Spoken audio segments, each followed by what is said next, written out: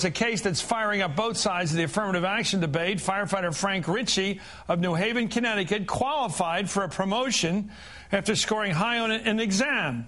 But when too few minorities qualified for promotions after that exam, the city of New Haven just scrapped the exam and promoted no one. Now Ricci is suing the city of New Haven, and his case is pending before the Supreme Court. In a moment, we'll be joined by the president of the NAACP Legal Defense Fund. But right now, Frank Ricci joins us. Welcome, Mr. Ricci. We're also joined by attorney Karen Torre. Thank you, Ms. Torre, and thank you, Frank Ricci.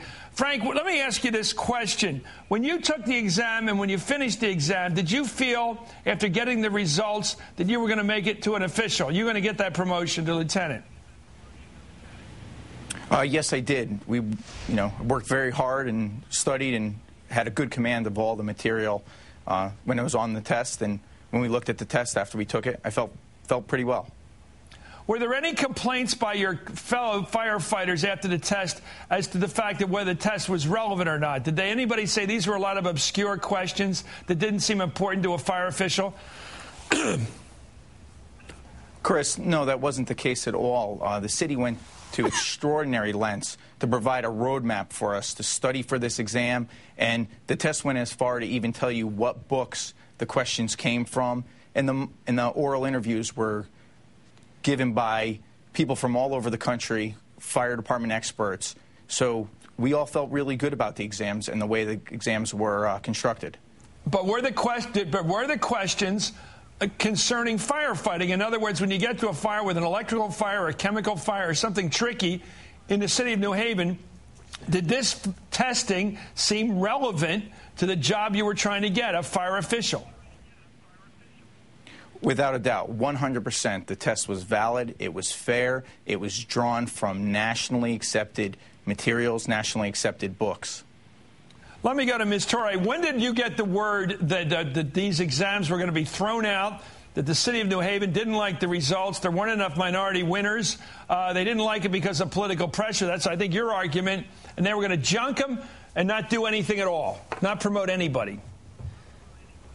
Well, the results came out in late December, Chris, and beginning of January 2004, the city spent about 3 months scouring about, looking for some excuse to justify scuttling these promotions. They spent almost 3 months trying to find a basis on which to attack these exams, and they came up with absolutely nothing. And then, as far as we're concerned, the vote, the 2-2 vote, I might add, by a fractured civil service board that had been pressured by city officials to scuttle the promotions, was the result of just raw exercise of political muscle and not anything to do with any legitimate concerns about Title VII.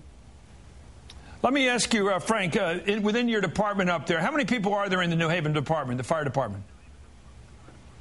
Approximately around 350, Chris. How many black officials do you have, people above who are actually a lieutenant or above?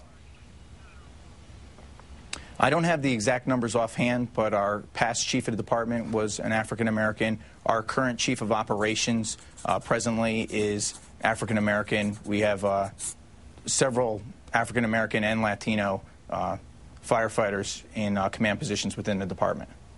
When the results came out, did you get to talk to any of your fellow firefighters who are African-American or Latino, and did they individually express anger, or did it only come from the organized group? No, but the anger might surprise you. The anger came from the test being thrown out. I hate the black and the white and the Hispanic. We're all firefighters, but for example, one firefighter who just happens to be African-American filed an affidavit with the court that said in past, and I'll paraphrase, but in past tests, he didn't score well. But on this test, he took time away from his family, he studied hard, and he earned a promotion if this list was certified. So that tells you what? I don't understand your question. Well, I'm trying to find out whether, let me go to Ms. Torre. Individually, do the firefighters in New Haven who are African-American believe that they were discriminated against by the nature of this test?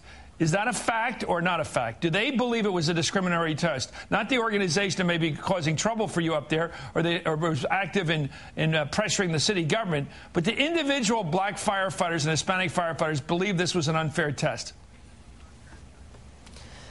I don't believe so. I think there's a very tiny group of people within the department who were really behind this dispute, Chris. We had 3 African Americans who were eligible for promotion. They became victims. We had 2 Hispanic victims. And there was widespread support for us among the Hispanics in the department. They've publicly supported us.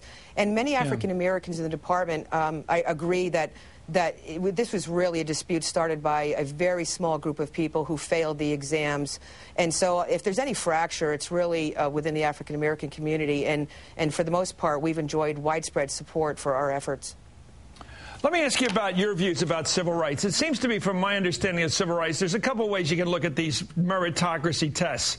One is that there should be a sufficiency level of knowledge. It shouldn't just be who's the smartest person, they get the top jobs. It should be who's smart enough and knows enough to do the top jobs. And then you find other ways of deciding who gets the jobs, like experience, ability to lead other people, those intangibles. And you have to do that basically by watching people and watching their records and studying their records. And there's another belief that questions should only be relevant. You don't ask people to speak Greek to put out fires or to understand deeper and complicated philosophy, for example, to put out fires or to catch bad guys. So they have to be relevant tests, and they have to be aimed at screening out people who aren't qualified and finding people who are qualified, but not aimed at finding the smartest person who happens to know the most about whatever. Is that fair by your definition? In other words, these shouldn't just be the jobs go to the people who get the best test scores. They should go to the people who are qualified, and the best qualified by a number of dimensions.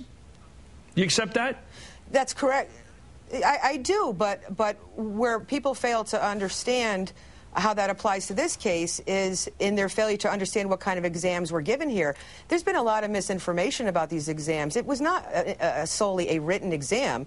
There was a written job knowledge exam which tested for the job knowledge that you need. That's fire science, fire behavior, building construction, tactical protocols. But the other half of the test did test for those intangibles. There was a second phase in which candidates were rated by fire experts, and they were rated for such things as leadership skills, their judgment skills, their ability to lead first responders in an emergency, how they would handle a variety of scenarios. This was a comprehensive examination that tested not just your knowledge of fire science, but your leadership skills and your judgment skills. Okay. So this test was right on the mark. Chris, well, let's come back and we're going to have you. Please stay, both of you. I'm sorry, I'll let you finish your thought, Frank. Go ahead. This test could be compared to the pilot's test or the bar exam, for that matter, where it's got multiple components to measure somebody's skills, ability, and knowledge.